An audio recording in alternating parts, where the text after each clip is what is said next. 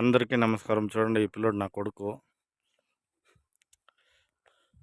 ప్రతి ఒక్కడు అంటుంటాడు రైతే రాజు, రైతే రాజు. ఎక్కడండి రాజు? రైతు రాజు దళారుల చేతుల్లో చిక్కి మిక్కైతున్నాడు వాడు రైతు.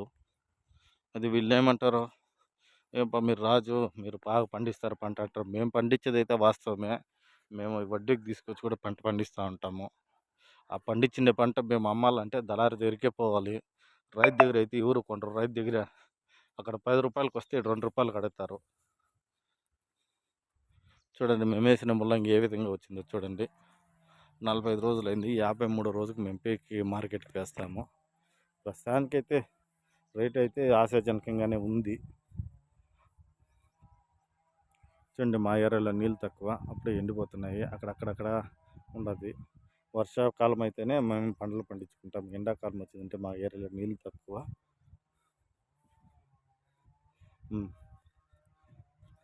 చూడండి, ఆ పిల్లోడు ఈరోజు సండే అయినందువల్ల ఈరోజు పంట ఏ విధంగా ఉందని చెక్ చేసుకుంటాడు. ఈ వయసు ఇంకనే మేము ప్యాకింగ్ తీసుకుంటాము.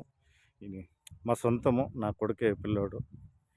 సొంతంగా చూసుకుంటాము అంతేగాని ఆ పిల్లోని చదువుకి వదులుతాము. చదువు ఫస్ట్, ఆ తర్వాతే మేము. ఎందుకంటే చదవనందువల్ల చాలా బాధలు పడుతున్నారు.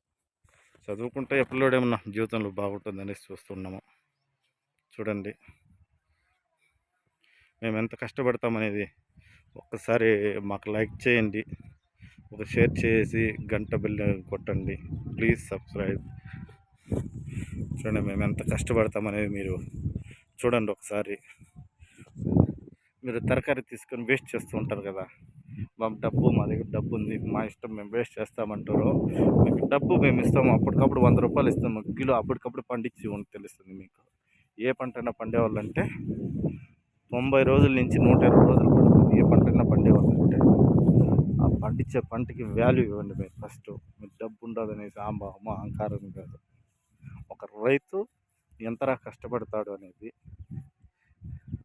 రైతు ఎప్పుడు తన లక్ష్యం కోసం ఎప్పుడు పనిచేస్తాడు, కానీ ఒక దగ్గర పని చేయడు. లక్ష్యం ఉన్నోడు తన లక్ష్యం కోసం పనిచేస్తాడు, కానీ ఏ లక్ష్యంలో లేని వాడే లక్ష్యం ఉన్న దగ్గర పనిచేస్తాడు.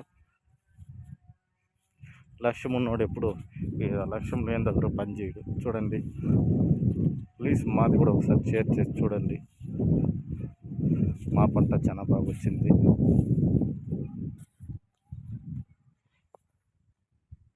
చూడండి, ఇంకా ఒకసారి మొత్తం జూమ్ చూస్తాను చూడండి.